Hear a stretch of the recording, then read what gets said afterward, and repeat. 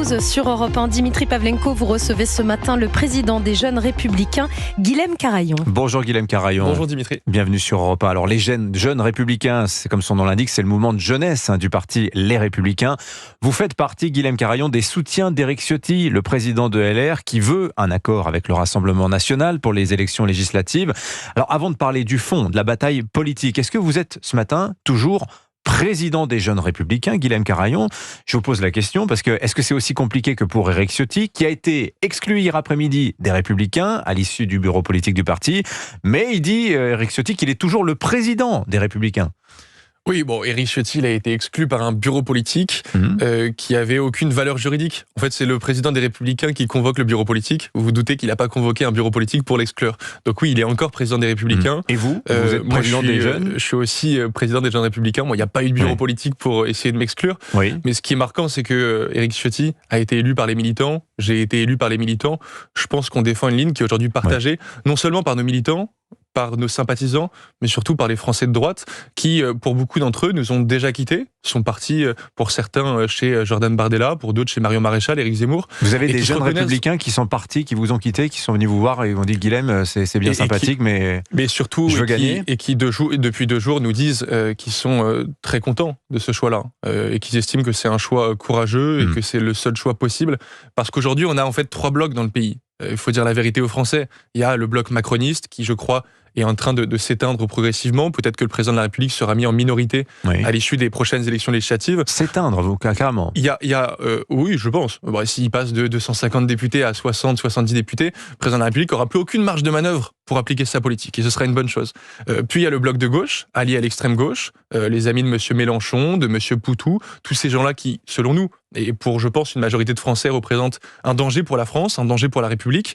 Ces gens-là sont aux portes du pouvoir. Et puis il y a le 3e bloc, cette coalition qu'on est en train de former, avec Éric Ciotti, aux côtés de Jordan Bardella et Marine Le Pen.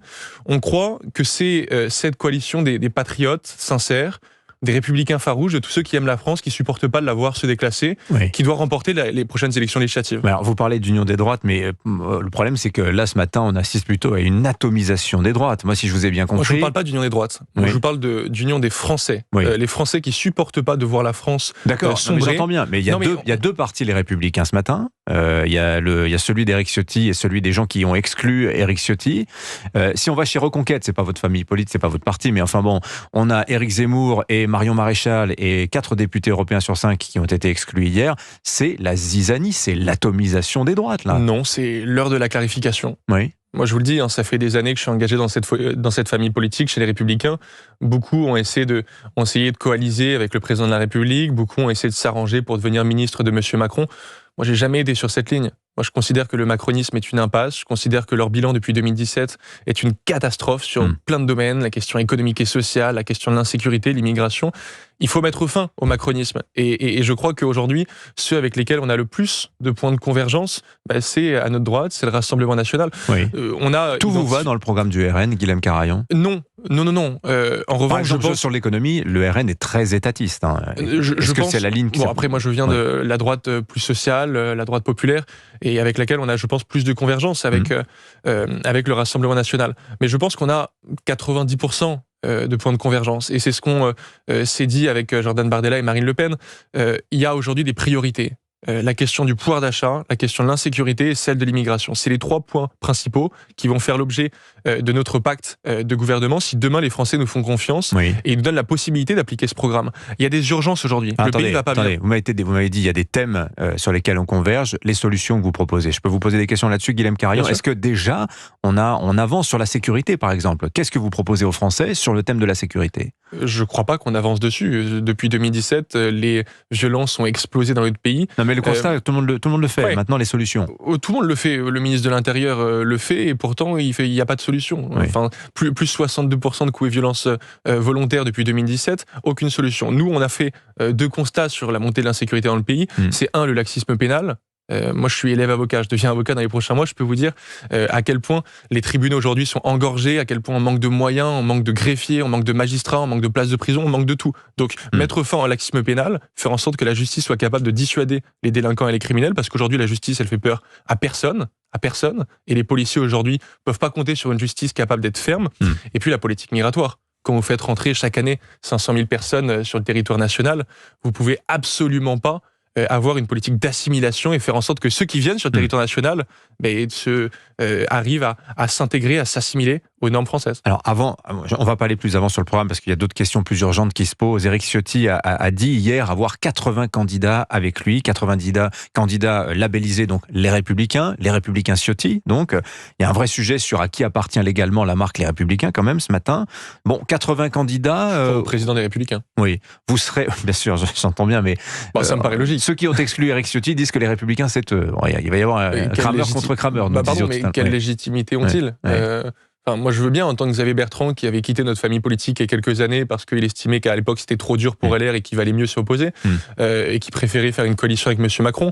Ces gens-là, aujourd'hui, nous donnent des leçons de constance et de conviction. Pardon, mais M. Bertrand, la dernière fois qu'il a été candidat à une élection interne chez nous, il a été 4e sur 5, il a fait 22%. Éric Ciotti a été élu avec plus de 54% des voix par les militants, moi par plus de 62% des militants chez les jeunes. La légitimité, c'est nous qui l'avons. Mais Jean-François Copé qui dit la même chose, la dernière fois qu'il s'est présenté à une élection interne chez nous, c'était en 2016, la primaire de la droite, il a fait je crois 0,2 ou 0,3%. 80 candidats, dit Éric Ciotti. Si les autres Républicains vous opposent des candidats LR systématiquement, c'est une bataille fratricide, ça sert à quoi ? Guilhem Carayon. Moi, je les appelle à la responsabilité. La NUPES, on l'a dit tout à l'heure, est aux portes du pouvoir. C'est l'alliance de la gauche et de l'extrême gauche qui a perdu son âme.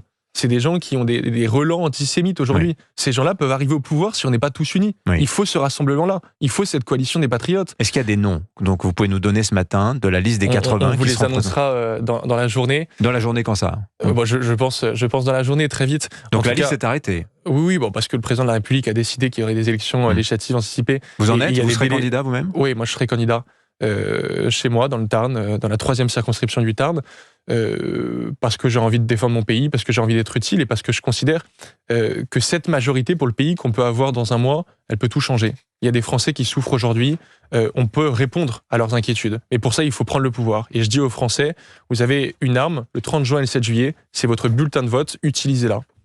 Merci beaucoup Guilhem Carayon d'être venu ce matin sur l'antenne d'Europe 1. Je rappelle que vous êtes le président des Jeunes Républicains. Bonne journée à vous.